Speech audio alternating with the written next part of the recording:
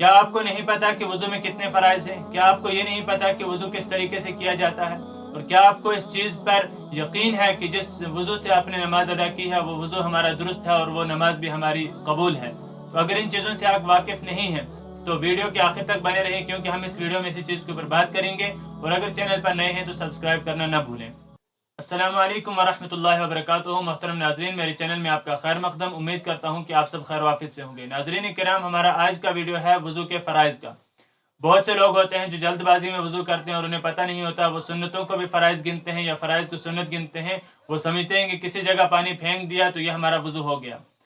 یہ تمام چیزیں جاننے سے پہلے آپ ایک چیز سمجھیں کہ وضو کے فرائض یا سنتیں، فرض کہتے ہیں اس چیز کو جس چیز کے بغیر، جس کو مکمل کیے بغیر وہ کام ادھورا رہے۔ جیسے وضو کے 4 فرض ہیں، اگر ان 4 فرائض میں سے کوئی فرض چھوٹ گیا تو آپ کا وضو جو ہے وہ مکمل نہیں ہوا۔ اسی طریقے سے اگر آپ کے جو سنت ہیں، اگر آپ کے وضو کے کوئی سنت چھوٹ گیا تو آپ کا وضو مکمل ہو گیا لیکن خشوع اور خضوع نہیں آئے گا۔ تو وضو کے 4 فرض ہیں اور وضو کی 13 سنتیں ہیں۔ پہلا فرض جو ہے وہ ہے پورے چہرے کا دھونا، یہاں اوپر سے لے کر پورے چہرے کا دھونا، یہ ایک فرض ہے۔ اسی طریقے سے دونوں بازو، دونوں کوہنیوں یہاں تک، ادھر تک دھونا۔ اب کچھ لوگ یہاں تک دھوتے ہیں، یہاں تک نہیں بلکہ پورا یہاں تک دھونا ہے، پورے ہاتھ کو، بازو کو یہاں سے لے کر یہاں تک دھونا ہے، دونوں کو۔ دوسرے فرض ہے یہ۔ تیسرا فرض ہے چوتھائی سر کا مسح کرنا۔ چوتھائی سر کا مطلب یہ ہوتا ہے کہ سر کے اگر ہم 4 حصے کریں گے، وہ ایک حصہ جتنا بنتا ہے، اگر اتنے حصے میں ہم ہاتھ پھیر لیں گے تو ہمارا یہ وضو، ہمارا یہ جو ہے مسح، یہ مکمل ہو جائے گا۔ اور جو ہم پورے سر کا مسح کرتے ہیں وہ سنت ہے، وہ فرض نہیں ہے۔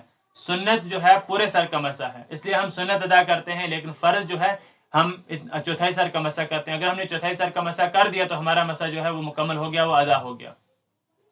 اس کے بعد چوتھی چیز ہے پاؤں کا دھونا۔ پاؤں کا اچھی طریقے سے دھونا، انگلیوں کے درمیان کا حصہ، نیچے کا حصہ، ان تمام چیزوں کے، ان 4 فرائض میں سے اگر ذرہ برابر بھی جگہ خشک رہ گئی تو ہمارا وضو مکمل نہیں ہے، اس سے ادا کی ہوئی نماز بھی ہماری درست نہیں ہے، وہ نماز لوٹانی پڑے گی۔ اس لیے ہم جب بھی وضو کریں تو ہم اچھی طریقے سے کریں، سوچ سمجھ کر کریں۔ اب اگر ایک انسان مسجد کی طرف گیا، اس نے دیکھا کہ امام صاحب نماز ادا کر رہے ہیں، وہ گیا وضو کرنے، اس نے سوچا چلو میں جو ہے فرض ہی ادا کرتا ہوں، سنتیں چھوڑ دیتا ہوں کیونکہ میری رکعت چھوٹ جائے گی، تو ایسا کرنا غلط ہے۔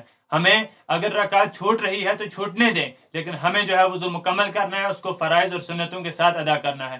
بہت سے لوگ ہوتے ہیں جلد بازی کی وجہ سے جاتے ہیں، جلدی چہرہ دھوتے ہیں، بازو دھوئے، پاؤں دھوئے، مسح کیا اور اٹھ کے بھاگ گئے، حالانکہ ان کا چہرہ ایک جگہ سے نہیں یا پاؤں ایک جگہ سے نہیں بلکہ 10 جگہ سے ان کے پاؤں جو ہے یا چہرہ یا سوکھے ہوتے ہیں، تو ان کا وضو درست نہیں ہوتا ہے۔ جب وضو درست نہیں ہوتا تو نماز کہاں سے درست ہوئی؟ اور یہ لگاتار ایسے ہی نمازیں پڑھتے رہتے ہیں۔ جب ہمارا وضو مکمل ہوگا، وضو صحیح طریقے سے ہم نے کیا ہوگا، تبھی ہمارے جو سے اعمال کیے ہیں، ہم نے نماز پڑھی ہو، قرآن پڑھا ہو، قرآن کی تلاوت کی، جو بھی ہم نے اعمال کیے ہوں تو وہ تبھی جا کے درست ہوں گے۔ جب ہمارا وضو درست نہیں ہوا تو مین وضو ہے، جب ہمارا وضو درست ہوگا، ہمیں وضو کرنا معلوم ہوگا، ہمیں وضو کا طریقہ پتہ ہوگا، تو تبھی ہمارے وہ اعمال بھی درست ہوں گے۔ تو آج کی ویڈیو میں آپ لوگوں نے سیکھا کہ کس طریقے سے وضو کیا جاتا ہے، وضو کے کتنے فرائض ہیں اور کتنی سنتیں ہیں۔ 4 فرائض ہیں اور 13 سنتیں ہیں۔ اور اگر کوئی شخص رکعت کے چھوٹنے کی وجہ سے صرف فرض ادا کرے، سنتیں نہ کرے، تو ایسا نہیں کیا جاتا، یہ کرنا غلط ہے، بلکہ اسے پورے طریقے سے وضو، خشوع اور خضوع کے ساتھ وضو مکمل کرنا ہے۔ وضو سنتیں اور فرائض کے ساتھ وضو مکمل کر کے پھر اسے نماز میں جو ہے جماعت میں شریک ہونا ہے۔ اگر ویڈیو پسند آئے تو صدقہ جاریہ کے طور پر شیئر کرنا نہ بھولیں، اور اگر چینل پر نئے ہیں تو چینل کو سبسکرائب کریں، پیج کو فالو کریں۔ ملتے ہیں اگلے ویڈیو میں، تب تک کے لیے اللہ حافظ۔ السلام علیکم ورحمۃ اللہ وبرکاتہ۔